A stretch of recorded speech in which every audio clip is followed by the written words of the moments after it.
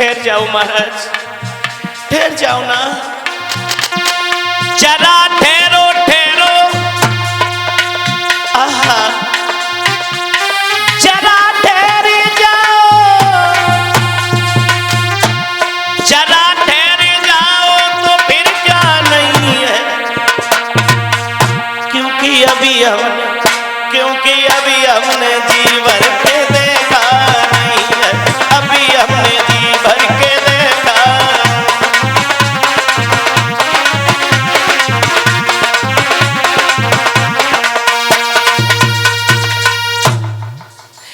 अभी हमने जी भर के देखा नहीं है। श्रोताओ, आज सुखदेव जी बोले हैं राजन परीक्षित, महाराज हरिचंद्र कालू नाम के मेहतर के घर में चले आए हैं। महारानी तारा बेटा रोहितास ब्राह्मण के घर में चले आए, सारी रात विश्राम किया। परीक्षित महाराज जैसे ही सुबह हुआ, कालू नाम के मेहतर ने झाड़ू ला के दे दिया। हरिया, अभी सो रहे हो, ये झाड़ू ले जाओ, काशी की गलियां साफ करके आओ। ध्यान रखना श्रोताओ, बाहरे समय जो राजा सिंहासन पे बैठ कर प्रजा को चलाता था, आज वही राजा हाथ में झाड़ू लेके काशी की गलियां साफ करने चला। मेरी समझ में आया, परमात्मा समय किसी का एक जैसा नहीं रहता, समय किसी का एक जैसा नहीं रहता। गरीबी अमीरी भगवान की दी हुई एक माया है, वृक्ष जैसी लौटती पलटती एक छाया है। क्या है परमात्मा तेरी लीला, मेरी समझ में आया। हमने सोचा सदा दिन एक से किसी के न गुजरते देखे,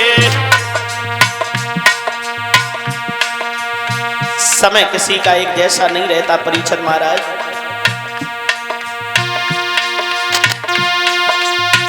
सदा दिन एक से किसी के न गुजरते देखे, गुजरते देखे। इंसान दुनिया में चढ़ते उतरते देखे, इंसान दुनिया में।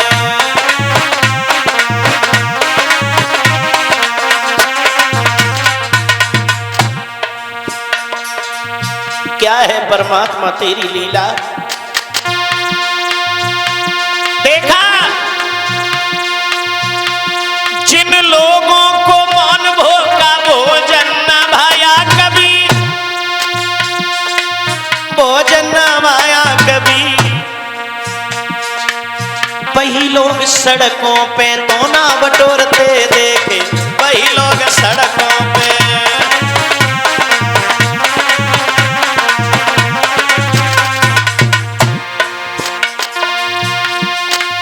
सदा दिन एक से किसी के न गुजरते देखे, सदा दिन एक से।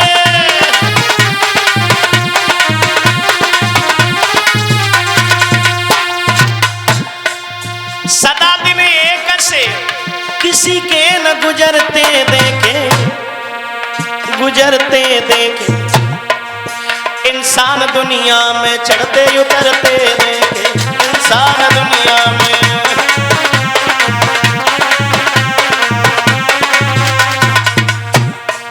ये भी बात छोड़ो, और देखा हमने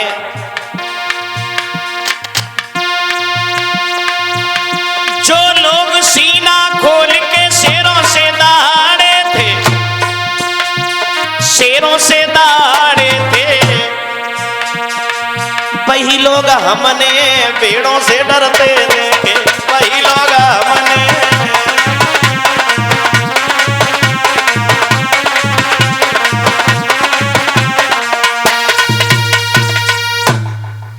सदा दिन एक से किसी के न गुजरते देखे, और इंसान दुनिया में चढ़ते उतरते देखे। समय किसी का एक जैसा नहीं रहता। हरिचंद काशी की गलियां साफ करके आए, भोजन लाके दिया। भोजन करने के लिए जैसे ही बैठे, लेकिन विश्वामित्र को चैन नहीं पड़ा। एक अंधे का रूप बना के आ गए। काशी की गलियों में आवाज लगा दी, काशी के लोगों, भैया कोई मेरी आवाज सुन रहा हो, थोड़ा भोजन दे दे। हमें आज 5 दिन हो गए, हमारे पेट में अन्न का दाना नहीं पहुंचा। हरिचंद ने सुना, इसे 5 दिन हो गए, हमें आज तो तीसरा ही दिन है। सारा भोजन उठाया दे दिया, भैया तू खा ले। दूसरा दिन हुआ, काशी की गलियां साफ करके आए। भोजन करने के लिए जैसे ही बैठे, विश्वामित्र अंधे का रूप बना के आ गए। आवाज लगाई, भैया कोई मेरी आवाज सुन रहा हो, थोड़ा भोजन दे दे। हमें 7 दिन हो गए, हमारे पेट में अन्न का दाना नहीं पहुंचा। हरिचंद ने ये सुना, इसे 7 दिन हो गए, हमें चौथा दिन है। सारा भोजन उठाया दे दिया, भैया तू खा ले। 1-2 दिन नहीं, परीक्षित महाराज 26 दिन हो गए। विश्वामित्र ने महाराज हरिचंद्र के पेट में अन्न का दाना नहीं जाने दिया। 26 दिन हो गए, लेकिन अब तो शरीर में ताकत नहीं रही, पैदल भी नहीं चला जाता। एक दिन महाराज हरिचंद्र बैठ गए, रोने लगे, सोचने लगे, परमात्मा तूने मेरी किस्मत में क्या लिखा है, क्या लिखा है प्रभु। राजा दिल में दुखी,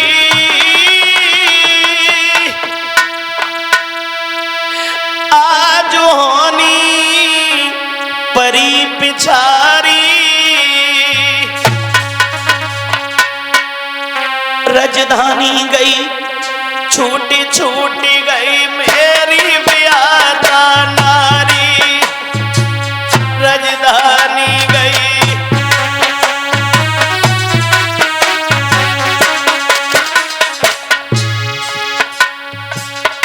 परमात्मा क्या लिखा तूने मेरी किस्मत में।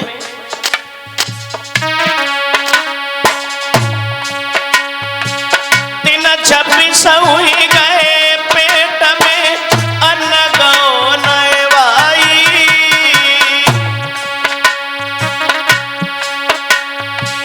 दिन 26 हुई गए, पेट में अन्न गौ नवाई।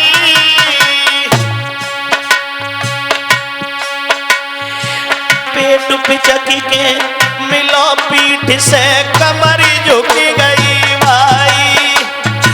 पेट पिचकी के मिलो पीठ से, कमर झुकी गई भाई।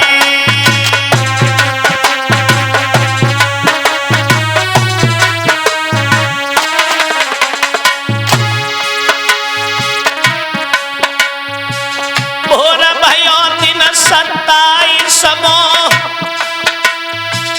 मेहतर के गया।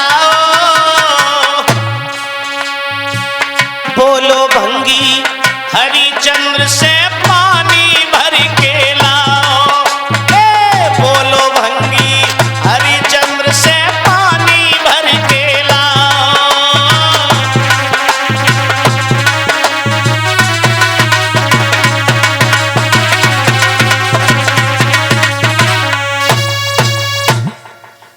छब्बीस दिन हो गए, पेट में अन्न का दाना नहीं पहुंचा, शरीर में ताकत नहीं है, पैदल भी नहीं चला जाता। एक दिन बुला लिया, कालू डाम के मेहतर ने ये कहा, हरिया क्या कर रहे हो, एक काम करो, घर में जल नहीं है, ये घड़ा ले जाओ, घाट से जल भर के लाओ। हरिचंद्र चले, घड़ा को हाथ में लिया, जाए के जब घाट पे पहुंचे हैं, घड़ा तो भर लिया परीचंद महाराज, लेकिन शरीर में इतनी ताकत नहीं है जो उठा के सिर पर रख के चले जाते। बैठ के रोने लगे, परमात्मा तूने मेरी किस्मत में क्या लिखा है, आज हमसे ये घड़ा भी नहीं उठ रहा है। बैठे रो रहे हैं, तौले सामने नजर घुमाई, महाराज हरिचंद्र ने क्या देखा है, उसी घाट पे महारानी तारा भी जल भरने आ रही है। और तारा को जैसे ही हरिचंद्र ने देखा, कहने लगे, तारा मैं कब से यहां खड़ा हूं, मेरे शरीर में ताकत नहीं है, तारा जरा सहारा लगा दो, मेरा घड़ा उठ जाएगा। रानी मैंने क्या कहा,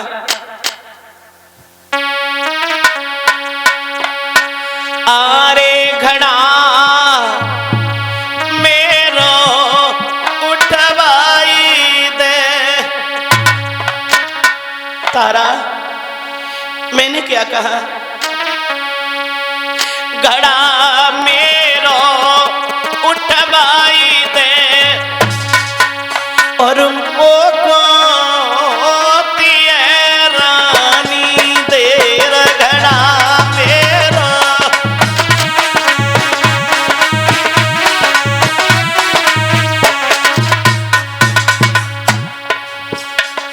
तारा मेरे शरीर में ताकत